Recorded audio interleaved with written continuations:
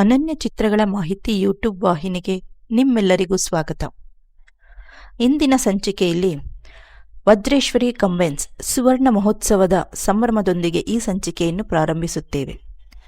ಶ್ರೀಮತಿ ಪಾರ್ವತಮ್ಮ ರಾಜ್ಕುಮಾರ್ ಇವರ ಹೆಸರು ಕೇಳಿದೊಡನೆಯೇ ಎಲ್ಲರಲ್ಲೂ ವಿದ್ಯುತ್ ಶಕ್ತಿ ಸಂಚರಿಸುತ್ತಿತ್ತು. ಇಡೀ ಗಾಂಧಿನಗರವೇ ಸ್ತಬ್ಧವಾಗುತ್ತಿತ್ತು. ಇಂತಹ ನಿರ್ಮಾಪಕಿ ಶ್ರೀಮತಿ ಪಾರ್ವತಮ್ಮ ರಾಜ್ಕುಮಾರ್ ಅವರು. ಶ್ರೀಮತಿ ಪಾರ್ವತಮ್ಮ ರಾಜ್ಕುಮಾರ್ ಅವರು ವಜ್ರೇಶ್ವರಿ ಕಂಬೈನ್ಸ್ ಸಂಸ್ಥೆಯನ್ನು 1975ರಲ್ಲಿ ಹುಟ್ಟಿಹಾಕಿದರು. ಡಾಕ್ಟರ್ ರಾಜ್ಕುಮಾರ್ ಅವರನ್ನು ಕೇಂದ್ರ ಬಿಂದುವಾಗಿ ಮಾಡಿಸಿ ಹಲವಾರು ಯಶಸ್ಸು ಚಿತ್ರಗಳನ್ನು ಹಾಗೂ ಮುಂಬರುವ ದಿನಗಳಲ್ಲಿ ತಮ್ಮ ಮಕ್ಕಳಾದ ಡಾಕ್ಟರ್ ಶಿವರಾಜ್ ಕುಮಾರ್, ರಾಘವೇಂದ್ರ ರಾಜ್ಕುಮಾರ್ ಹಾಗೂ ಪುನೀತ್ ರಾಜ್ಕುಮಾರ್ ಅವರ ಚಿತ್ರಗಳನ್ನು ನಿರ್ಮಿಸಿ ಯಶಸ್ವಿ ನಿರ್ಮಾಪಕಿ ಎಂಬ ಹೆಗ್ಗಳಿಕೆಗೆ ಪಾತ್ರವಾಗಿ ಎಂದೆಂದಿಗೂ ಕನ್ನಡ ಚಿತ್ರರಂಗದಲ್ಲಿ ಸೂರ್ಯ ಚಂದ್ರ ಇರುವವರೆಗೂ ಶಾಶ್ವತವಾಗಿ ಹೆಸರು ಮಾಡಿರುವ ಏಕೈಕ ನಿರ್ಮಾಪಕಿ ಎಂದರೆ ಶ್ರೀಮತಿ ಪಾರ್ವತಮ್ಮ ರಾಜ್ಕುಮಾರ್ ಅವರು.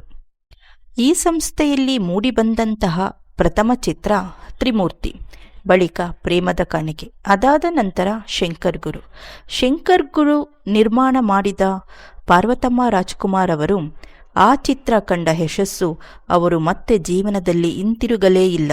ಆನಂತರ ಬಹುತೇಕ ಸೂಪರ್ ಹಿಟ್ ಚಿತ್ರಗಳ ನಿರ್ಮಾಣದ ಹಡಿ ಮೂಡಿಬಂದಿತು. ಈ ನಿರ್ಮಾಣ ಸಂಸ್ಥೆಯಿಂದ 80ಕ್ಕೂ ಹೆಚ್ಚು ಚಿತ್ರಗಳು ನಿರ್ಮಾಣಗೊಂಡಿದೆ. ಇಂತಹ ನಿರ್ಮಾಣ ಸಂಸ್ಥೆಗಳು ಕನ್ನಡ ಚಿತ್ರರಂಗಕ್ಕೆ ಇನ್ನಷ್ಟು ಬೇಕು.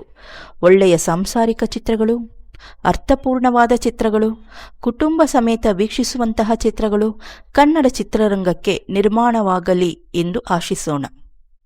ಪ್ರಿಯ ವೀಕ್ಷಕರೇ, ಮುಂದಿನ ಸಂಚಿಕೆಯಲ್ಲಿ ಮತ್ತೊಬ್ಬ ಸಾಧಕರ ಹಾಗೂ ಚಿತ್ರದ ಮಾಹಿತಿಯೊಂದಿಗೆ ಮತ್ತೆ ಸಿಗೋಣ.